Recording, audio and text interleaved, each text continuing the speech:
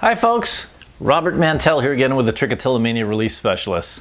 Wow, so here we are, and you know what? Summer's just about over. I know a lot of you are back in school already, and we're hearing from some of our parents now telling us they're really concerned about their child starting up with school again and all the stress they're pretty sure that's going to lead to. And of course they're worried that that might lead to a return of their pulling activity, maybe activity that there wasn't really that much of it during the summer for obvious reasons, right? So Glenn and I thought we'd put together a short video here and share with you what we suggest might be most likely to minimize either an exacerbation of, or for some, a return to their pulling activity now that school's back in session. Sound good? Sound like a useful thing to talk about? That's what we thought too. Stay tuned.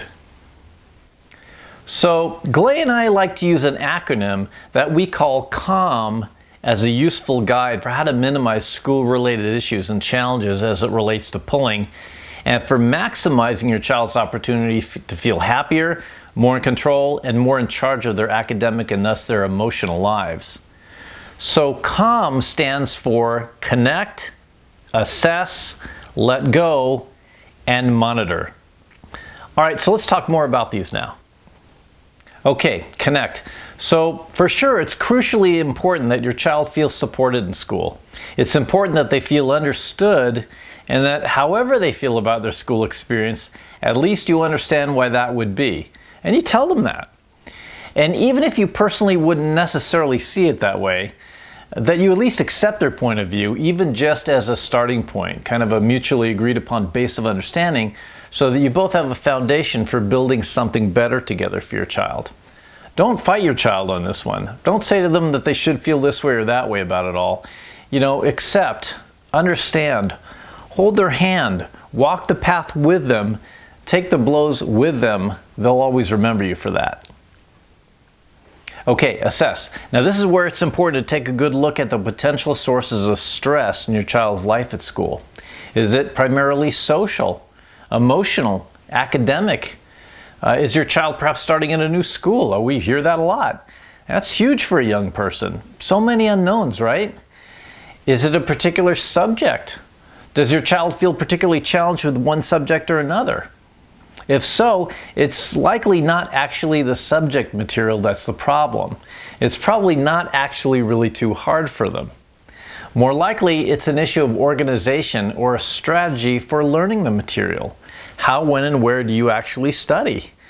Do you do it when you're fresh or when you're tired? Do you study in a noisy place or where it's quiet?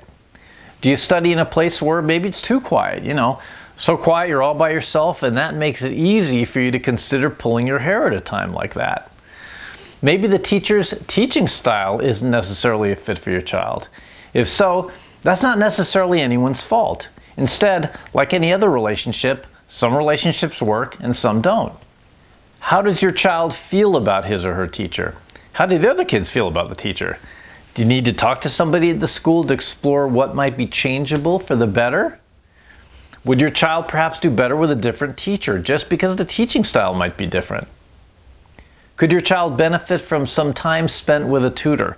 Maybe just long enough to get caught up again. You know, if a kid starts to feel hopelessly behind, that's it, right? I mean, from a psychological standpoint, attitude is really everything. You don't want your child to get to the point where they just give up.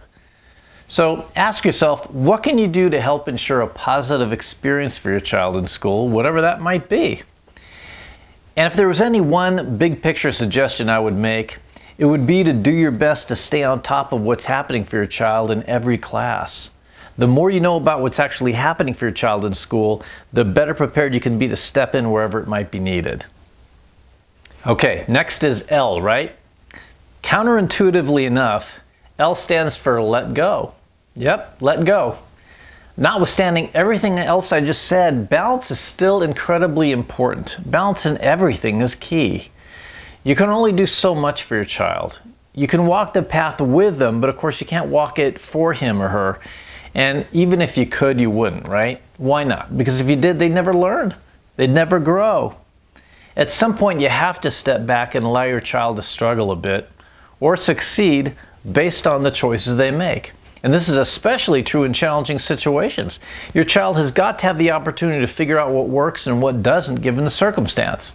And the only way for that to happen is to give them the space to have those experiences, and if necessary, catch them when they fall, prop them back up again, and encourage them to try again.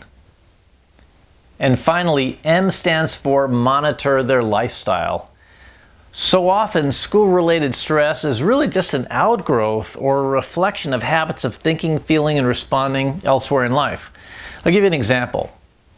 If your child doesn't eat well, he or she is certainly going to be more prone to stress reactions in general, not just in school and not just hair pulling. How much sleep does your child get? Does he or she get enough sleep? Are you sure?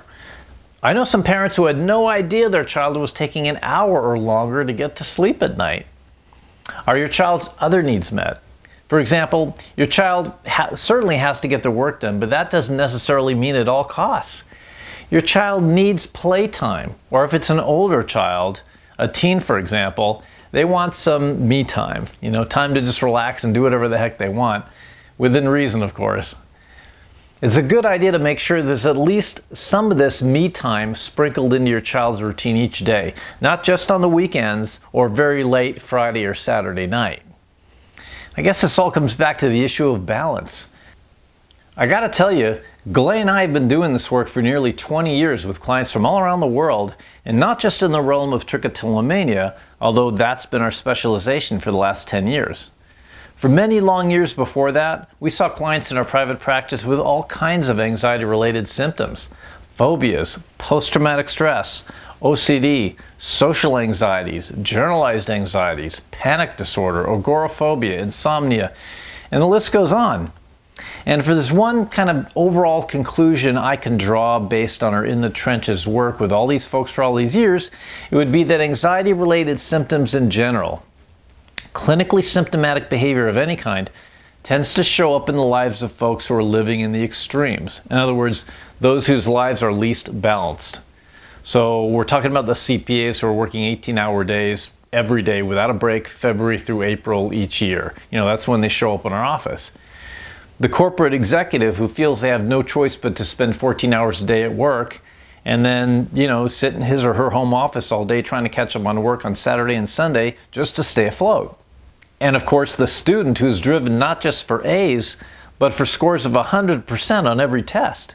The student who spends all day at school and then comes home and jumps right into their pile of homework that they sit there and they look at and they're thinking to themselves, this is going to take hours to get through. And worst is when they're doing this all out of fear. Fear of it all falling apart if they let up for even just a little bit. What kind of way is that to live? You know what? Your child's going to get a lot more done by taking regular breaks. Why? Because they won't be burnt out. There'll be room for more, whereas if you keep trying to pile it on without taking a break, eventually your brain's going to fill up and anything more you try to add is just going to spill over the sides. Encourage your child to take regular breaks. Give their brain a chance to download all that information, and in the process, clear some room for some of the new information they want to put in there. So, as always, I hope you found this video helpful. Above all, keep this in mind. School-related stress is not inevitable. It doesn't have to happen. Invariably, school-related stress is the result of problems with strategy. Somehow, somewhere, things need to be reorganized, whether it means studying at a different time, in a different place, in a different order, taking more regular breaks, when they find themselves feeling stuck, and that will happen, and that tends to be a favorite time for pulling activity, doesn't it? When they find themselves feeling stuck, encourage them to seek out help from mom or dad or a tutor or their teacher.